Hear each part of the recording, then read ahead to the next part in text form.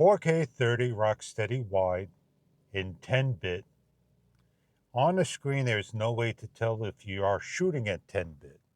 But prior to these videos, they were all on 8-bit.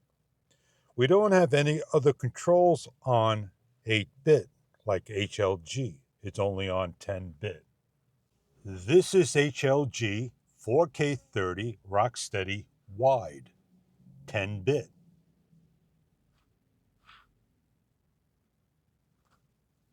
In this video, I'm shooting at 4K 120 frames per second rocksteady on wide in 10-bit HLG. So I could slow it down. And you can see some 60 frames per second of like you would do 24 frames per second. Give it a little bit of a slow motion look.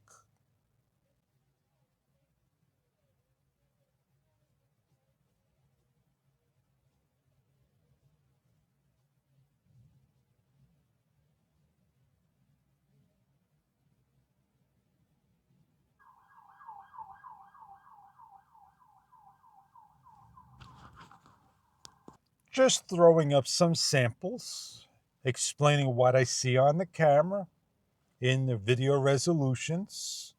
And maybe this is something that you are interested in a DJI Osmo Action 5 Pro.